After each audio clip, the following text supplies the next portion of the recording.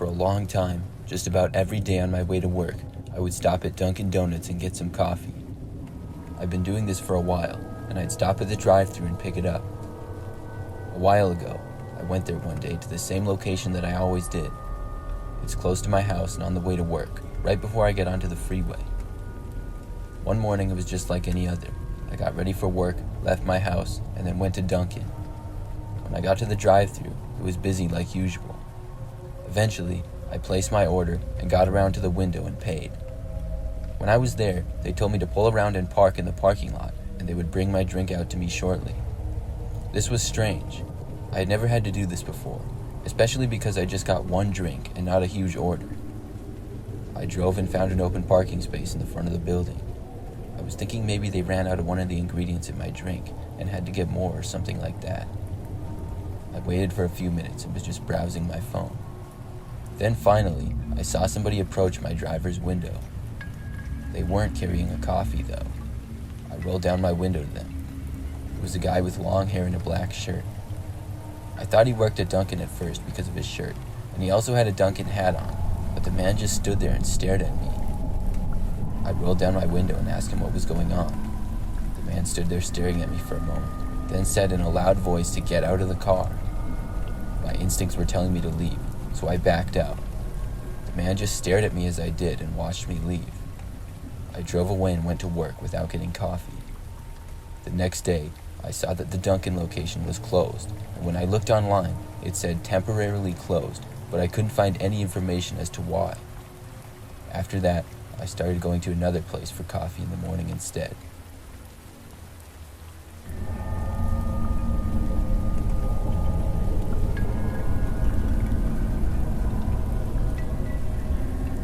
I'm a female and used to work at a Dunkin' Donuts about 3 or 4 years ago.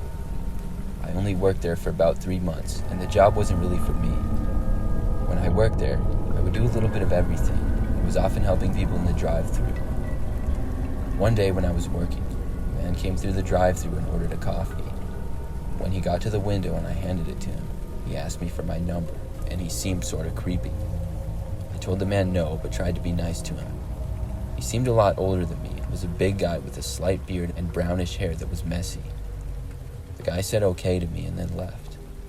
Things like this didn't happen often, but would occasionally, and normally it wasn't a big deal. But later in that day, the man came back. It was about 2 hours later, and he walked inside the restaurant this time. I had moved to working near the front counter, and didn't even remember him at first because of how busy we had been. It wasn't as busy now, though, as it was later, and the man came up to the counter and asked me if I remembered him. At that point is when I did, and he started talking to me, asking me if I wanted to go out with him. I told him that I was working and I didn't want to. I then told him I didn't have time to talk, and if he wasn't going to order anything, I had to help the next person in line. He then put his hands up and said, "All right," and then started to walk away. It was the afternoon now, and we closed at 8 p.m., so I only had a few hours left. I got back to work and didn't see the man again during my shift. The last hour was very quiet, and as the sun set and it got dark out, we would rarely get very many customers. My coworker Anna went to sweep the floors of the restaurant, which is something that we usually did shortly before closing. I started to do some cleaning behind the counters. Anna came back a few minutes later and said to me that there was a guy who seemed to be pacing and walking around the parking lot. There were no other cars there other than ours, and she mentioned how it seemed a little weird because he kept looking over. I came out from behind the counter and looked out the window. It was the same man who had talked to me 2 times earlier that day. I told Anna this, and we both figured that he knew we were closing and was waiting for me to leave. We both were very concerned, and I decided to call my dad. Luckily, we lived only a few miles away, and it wasn't too far of a drive. My dad said he would be there soon, and when he arrived, he was able to pick me up right outside the door so I didn't have to talk to the man. He drove Anna and I to our cars, which were at the other end of the parking lot, but we didn't have to deal with the guy who was being extremely creepy. When we all left, we saw the guy just standing in the middle of the parking lot watching us. I didn't work at Dunkin' much longer after that, and never worked another closing shift or saw the man again, luckily. But I do wonder what would have happened if I had walked to my car by myself that night.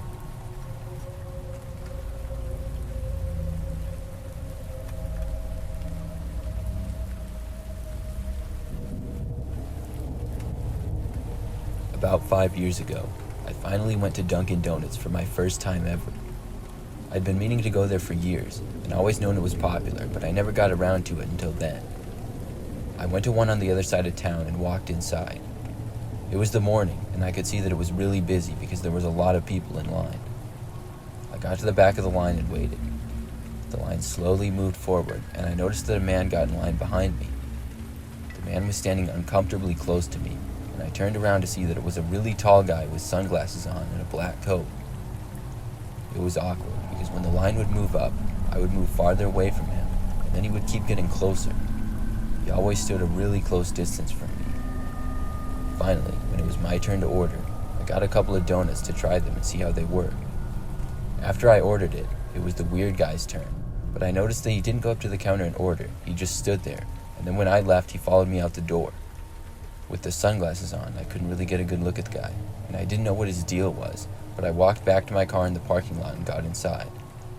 Thankfully, the guy didn't follow me, and I watched him walk to a car a few spaces away. I got out the donuts and was eating them in my car. I noticed that the guy got in the driver's seat of his car, which just looked like a regular silver car. Then he started watching me with his sunglasses still on. This was starting to become really weird, so I decided it was best to leave. I put the second donut away, and just as I was about to back out of the parking space that I was in, I saw the silver car that the guy was in start to move.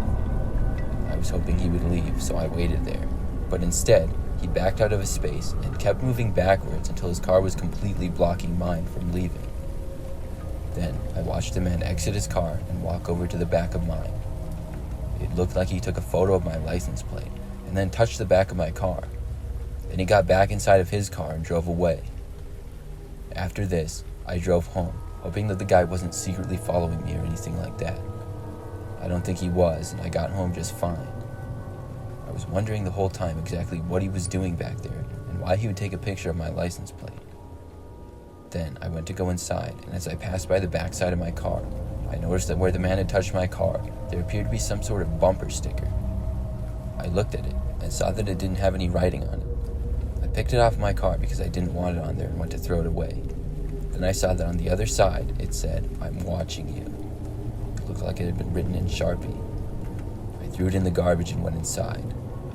After that, I never saw the guy again, but I wonder sometimes if he was actually stalking me or if he got me confused with somebody else.